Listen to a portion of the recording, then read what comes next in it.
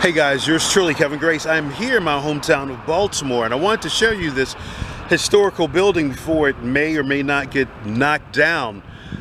This was Hendler's Ice Cream Company. It's located on 1100 East Baltimore Street. It sits on 1.5 acres, and it goes from here on Baltimore Street over to the following street on Fayette Street, diagonally from the main post office. But this building actually dates back to 1892.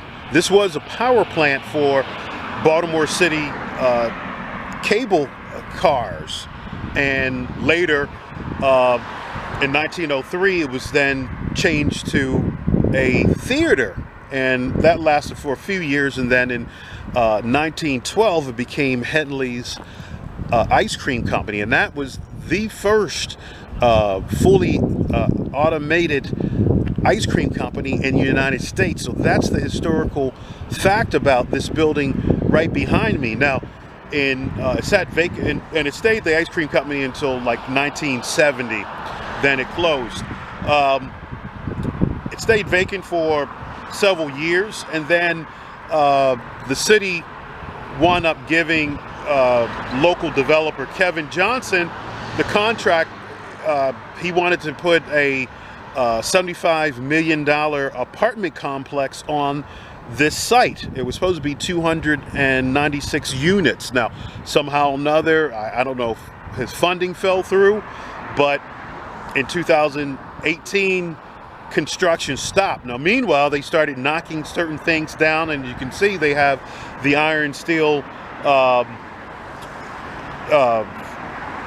beams holding up the facade. Now, what now is causing a problem, they said, for the public, they don't want people walking out in the roadway, the street. They can't walk on the sidewalk, so it's posing a certain amount of danger. So now they're talking about the preservation committee, that it could be knocked down, and across the street from it is the Helping Up mission. They're talking about giving them, if their funding comes through, them knocking down the building and making it an open green space, like a park space. So that would be very, very sad to see that happen. But I wanted to show you this building, so it's very, very sad to see, especially with the historical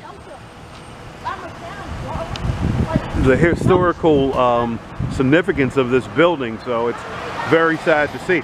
This architecture is called a Richardsonian Romanesque architecture. So you can see how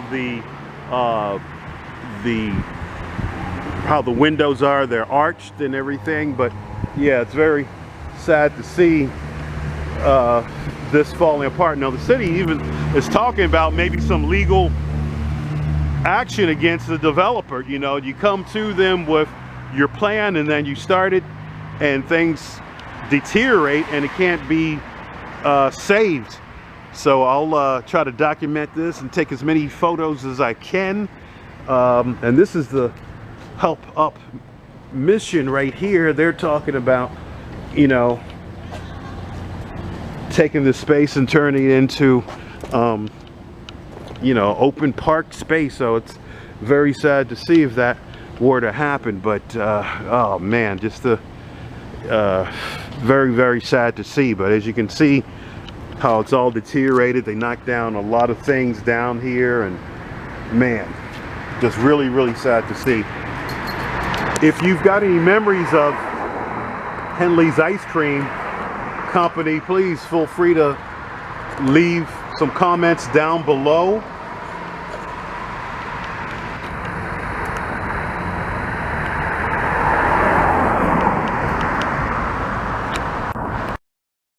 Along with beer, hot dogs, and bread, ice cream was one of the many foods mass-produced in Baltimore. Here, Sandler celebrates the unique flavors of Hendler's ice cream, locally made from the early 1900s until 1979. The following Baltimore story aired on WYPR on September 23, 2005.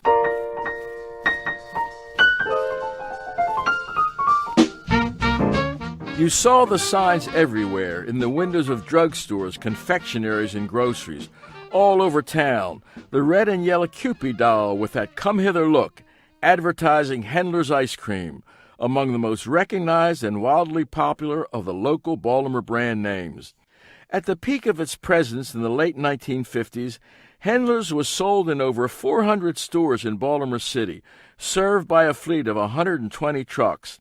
Half a century after the name was retired, the memory of Hendler endures. There is still a Hendler Lane at Utah Place and Lake Drive, running alongside the now vacant lot where the Hendler family mansion once stood, and Hendler's advertising signs adorn den walls.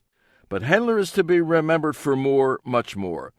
Albert Hendler, son of founder Manly Hendler, and who was president of the company, explained, "People remember us for our many flavors. When Howard Johnson began advertising 28 flavors, I started to count how many we had. It was over 50.